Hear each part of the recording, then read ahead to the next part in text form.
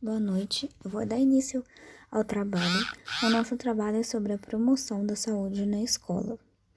Bom, eu vou falar um pouquinho sobre a prevenção de violência e acidentes na escola. A violência que acontece dentro da escola aparece em destaque na mídia. São abordadas questões como a presença de policiais nos colégios, o fechamento de instituições devido a toques de recolher, agressões e assassinatos envolvendo alunos e professores, além do bullying que está muito sério, sempre foi, mas com as mídias digitais, o bullying vem se tornando uma questão muito discutida. Para que a violência ela seja evitada, é fundamental preparar os professores e educadores para que eles saibam identificar os tipos de violência, assim como solucionar os conflitos antes que eles se escalem para um comportamento agressivo. Também é fundamental falar sobre o tema abertamente com os alunos, pois é preciso que eles entendam as consequências e os problemas que a violência escolar provocam, assim como caracterização de um comportamento violento e como evitá-lo. O diálogo, ele é uma ferramenta importante também na prevenção da violência. Ele pode servir como ferramenta de informação, conscientização e até mesmo denúncia. É importante que a escola ofereça formas para que os alunos possam trabalhar em conjunto com os professores. A violência na escola pode ocorrer por diversos motivos, seja por problemas no ambiente familiar, traumas, distúrbios que contribuem para um comportamento agressivo ou até mesmo situações rotineiras de desentendimentos entre alunos. A violência no ambiente escolar, ela é prejudicial para o processo de aprendizagem, cria um ambiente de insegurança e interfere no desenvolvimento dos alunos, tanto em suas capacidades cognitivas quanto em suas habilidades socioemocionais. É importante entender que existem diversos tipos de violência, como agressão física, agressão verbal, o bullying, a intimidação, entre outros. Por isso é fundamental estar atento a todas elas, para que a escola se torne um ambiente cada vez mais saudável e seguro. Para lidar com a violência na escola, é importante ter mecanismos preventivos e estratégias de intervenção que proporcionam o diálogo entre escola, alunos e família, assim como incentivar a tolerância, empatia e respeito. É importante que o professor entenda que cada caso é um caso. Logo, o preparo é fundamental para que o mesmo esteja apto para identificar o problema e tenha a capacidade de solucioná-lo da melhor forma. A prevenção de acidentes na escola também deve ser uma preocupação constante na gestão de todo o diretor. Em um ambiente escolar, com os alunos de diversas idades, qualquer descuido ou falta de atenção pode resultar em um acidente. A quadra esportiva é um local onde as crianças e adolescentes costumam brincar durante um intervalo, onde estão realizadas aulas de educação física e outras atividades esportivas. É o espaço onde eles mais estão em movimento, por isso apresenta diversos riscos. As escadas, o próprio nome já diz. Bom, praticamente todas as escolas têm alguma escada, então é preciso que verifique o piso se ele não for muito liso e se há apoio suficiente para descer e subir, e não há nada que o aluno possa esbarrar na altura da cabeça. As salas de aulas e laboratórios possuem as quinas das mesas, estantes e móveis em geral, que devemos nos preocupar. Ainda mais com materiais escolares pontiagudos e equipamentos de laboratório. Nas salas de jogos, parquinho ou brinquedoteca, as crianças costumam ficar muito tempo no chão, por isso deve ser um piso confortável. Caso seja playground, fique na grama e deve-se avaliar a presença de insetos venenosos que podem picar ou machucar os alunos. Já a luz de emergência, nos dias nublados e finais de tarde de inverno, como deixam os ambientes mais escuros, a luz de emergência se faz necessário. Ajudará a guiar todos por dentro do ambiente em caso de alguma emergência. Toda escola ela deve ter um extintor de incêndio. A quantidade necessária, o tipo de extintor e os locais em que vão ficar devem ser orientados pelo Corpo de Bombeiros. Como já foi mencionado, a saída de emergência, que todo estabelecimento deve ter, ainda mais escolas. A prevenção de acidentes na escola é uma grande preocupação, porém nem sempre é possível evitar que alguém se machuque. A escola deve ter uma enfermaria com um profissional dedicado para atender as crianças e adolescentes em caso de machucados. Verificação da situação vacinal. O Programa de Saúde na Escola PSE normalmente aconselha que a verificação da situação vacinal nas escolas seja feita de 2 até 3 vezes ao ano nos primeiros 3 anos de vida da criança e 1 vez ao ano para as demais idades. Essa verificação deve ser feita em creches, pré-escola, ensino fundamental e médio e no EJA. A situação vacinal de um indivíduo ela é muito importante para a saúde pública, porque ela pode auxiliar no controle de doenças ou, caso não feita, pode colaborar para que haja disseminação dessas doenças mais graves. Também é importante a gente lembrar que a verificação da situação vacinal e epidemiológica são fatores que influenciam na tomada de decisões governamentais, então por isso elas devem ser feitas de forma rigorosa. Hoje em dia, graças a medidas estratégicas do Ministério da Saúde, como a vacinação, algumas doenças já estão erradicadas no Brasil, como a varíola, poliomielite, por exemplo, e outras estão em fase de eliminação ou sob controle, o que garante mais segurança para a população.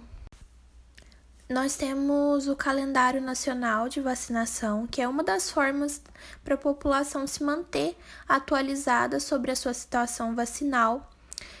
Nesse calendário possui um esquema de doses, que são selecionadas de acordo com a necessidade de cada faixa etária ou grupo específico. Isso serve para as crianças e para os adultos. As vacinas, elas são fundamentais para prevenir doenças graves causadas por vírus e bactérias. Essas doenças podem ser meningite, hepatite A e B, coqueluche, tuberculose, poliomielite, sarampo, dentre várias outras. E quando a criança toma essa vacina, o organismo da criança adquire proteção induzida antes mesmo de ter contato com esse vírus e essa bactéria, que pode vir a causar alguma ameaça para o corpo. Então, portanto, a vacinação infantil se torna mais importante ainda, tendo em vista que as crianças têm um sistema imunológico mais fraco do que o nosso. Aqui nós temos uma tabela com as principais vacinas infantis e, como a gente pode ver, ao nascer, a criança toma a primeira dose da hepatite B e a dose única da BCG. Aos 2 meses, ela toma a primeira dose da pentavalente, da poliomielite, da pneumocócica conjugada e da rotavírus. Aos 3 meses, ela toma a meningocócica C conjugada, primeira dose. Aos 4 meses, ela toma a segunda dose da pentavalente, da poliomielite, da pneumocócica conjugada e da rotavírus. Aos 3 meses, ela toma a meningocócica C conjugada, primeira dose. Aos 4 meses, ela toma a segunda dose da pentavalente, da poliomielite, da pneumocócica conjugada e da rotavírus. Com 5 meses, a criança toma a meningocócica C conjugada, segunda dose. E aos 6 meses, ela toma a terceira dose da pentavalente, da poliomielite e toma a influenza, que é 1 dose ou 2 doses anuais. Aos 9 meses, ela toma a dose única da febre amarela e a influenza. E depois, aos 12 meses, ela toma a pneumocócica conjugada, que é o reforço, a meningocócica C conjugada, que também é o reforço, a tríplice viral, que é a primeira dose, e a influenza, que é 1 ou 2 doses anuais. Aos 15 meses, ela toma a DTP primeira, que é o reforço incluído na pentavalente. A poliomielite, primeiro, ela toma também a de hepatite A, que é uma dose de 15 meses até 5 anos, a tetraviral, e a influenza, que também é 1 ou 2 vezes anuais. Agora, já com 4 anos, a criança toma a DTP segundo reforço, a poliomielite segundo reforço, a varicela primeira dose e a influenza, que é também 1 ou 2 vezes anuais. Dos 9 aos 14 anos, a criança toma HPV 2 doses e meningocócica C reforço. Saúde ocular e auditiva da criança. A audição e a visão são muito importantes para o desenvolvimento da criança, auxiliando no aprendizado e na comunicação. Portanto, cuide da audição da criança, não deixando que ela seja exposta a ruídos fortes. Não coloque remédios caseiros ou qualquer outra coisa nos ouvidos ou nos olhos da criança, a não ser que tenha sido indicado pelo profissional de saúde. Os pais e cuidadores são os primeiros a desconfiar que a criança não está enxergando ou ouvindo bem. Caso desconfie que ela não enxerga ou não ouve bem, ou se a professora lhe alertar sobre o problema, não espere, procure o serviço de saúde. Nos serviços de saúde podem ser feitos exames para testar a visão e a audição das crianças nos primeiros anos de vida. Esses exames devem ser repetidos quando a criança entrar para a escola. Deve-se suspeitar de deficiência auditiva quando a criança, estando dormindo, não acorda e nem reage a barulhos do ambiente, como porta batendo, vozes, brinquedos, como chocalhos e instrumentos musicais. Não atende quando se fala com ela ou só se faz quando está olhando para a pessoa. Fala pouco ou não fala. Deve-se suspeitar de deficiência visual quando a criança tem grande dificuldade em fixar os olhos nos objetos ou pessoas. Parece desinteressada pelos brinquedos ou ambiente. Traz muito perto dos olhos os objetos que deseja ver. Tem dificuldade de iniciar sua mobilidade, como rolar, engatinhar ou andar. Apresenta comportamentos tais como apertar ou esfregar os olhos, franzir a testa ou fixar o olhar em pontos luminosos. Se desconfiar que a criança não ouve ou não enxergue bem, converse com o profissional de saúde. Educação sexual na escola. Então, a educação sexual, ela vai falar sobre o corpo, ajudar a criança a desenvolver a autoestima, ensinar ela a como diferenciar os toques de afeto de toques que sejam abusivos. Ensinar ela que ninguém pode tocar nas partes íntimas e orientá-la sobre como pedir ajuda em caso de perigo. E isso tudo respondendo a criança de acordo com a faixa etária dela, sempre com verdade, honestidade, sem esconder informações ou tentar inventar alguma história, inclusive de onde vêm os bebês, né?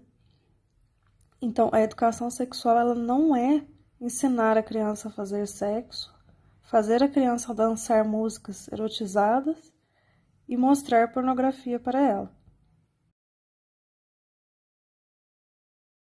Educação e higiene pessoal em tempos de pandemia. Então, agora no momento que estamos na pandemia, tem algumas escolas que estão tendo aulas híbridas, presenciais e à distância. Então, a criança, quando ela tiver um episódio de febre, o ideal é que ela não vá à escola, para não correr o risco de contaminar outros colegas, seja um resfriado, o que possa ser, o ideal é que ela fique em casa.